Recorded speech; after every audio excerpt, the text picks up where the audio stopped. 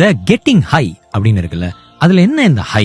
நமக்கு தோன்ற விஷயங்கள் இன்னும் அதிகமா இன்னும் ஒரு ஹை இன்டென்சிட்டியோட தோன்ற ஒரு விஷயம் தானே. சில பேருக்கு அவங்களுக்கு பிடிச்ச மாதிரி ஹை ஆகும் போது எமோஷனல் ஆகும், சில பேருக்கு பயங்கரமா பசிக்கும், சில பேருக்கு நிறைய சிரிக்க தோணும்.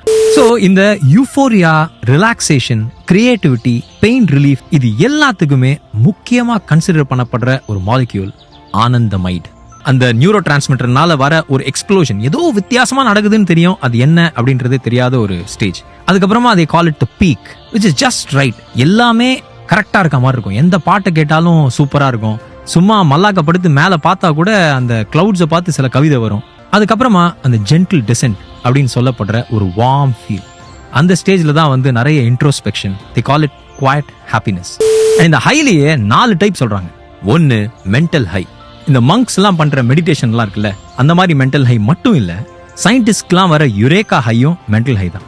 பாயன்சியை டிஸ்கவர் பண்ண சயின்டிஸ்ட் பாத்டப்ல இருந்து அம்மனமா ஓடி வந்தான்னா அவன் எந்த அளவுக்கு ஹையா இருந்திருக்கணும். அண்ட் அதெல்லாம் விட the most potent ஹையா கருதப்படுறது the flow state. flow stateன்றது நம்ம ஏதாவது ஒரு விஷயத்தை டீப்பா ஃபோக்கஸ் பண்ணி ஒர்க் பண்ணும்போது வர ஸ்டேட். இன்டென்ஷனல் ஃபோக்கஸோட பண்ணப்படுற பல கிரியேட்டிவ் ஃபார்ம்ஸுக்கு இந்த ஃப்ளோ ஸ்டேட் வரும். The other one is physical high. அந்த ரொம்ப ஃபேமஸ் ரன்னர்ஸ் ஹை இருக்குல்ல, நிறைய ரன்னர்ஸை கேட்டா சொல்லுவாங்க, நான் நீ ஓடலன்னா அப்படியே எனக்கு கையெல்லாம் ஆடுதுன்னு. ஸோ இந்த runners high, performance high, adrenaline sports, இந்த பஞ்சி ஜம்பிங், ஸ்கை டைவிங், இதெல்லாமே வந்து boost the anandamide. The third type is set social high. ஒரு ரிலேஷன்ஷிப்னாலேயோ இல்ல இன்னொரு ஆள்னாலேயோ வர்ற ஒரு விஷயம் தான் இந்த social high. It could be love, it can be altruism like charity, இன்னொன்னு இந்த சோஷியல் குரூப்ஸ்ல எல்லாம் வருது. இந்த mental high, physical high, social ஹைக்கெல்லாம் அப்புறமா வர விஷயம் தான் சப்ஸ்டன்ஸ் இன்டியூஸ்ட் ஹை.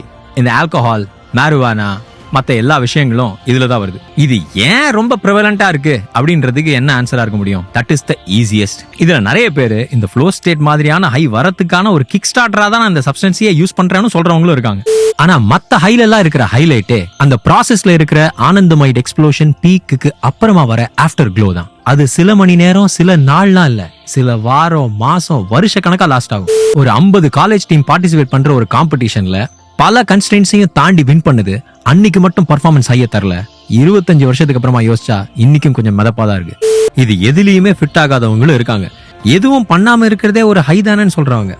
ஆனா யாரா இருந்தாலும் அந்த ஆனந்தமைடோட explosion, peak and the gentle descent எல்லாருக்கும் கிடைக்கணும்ல.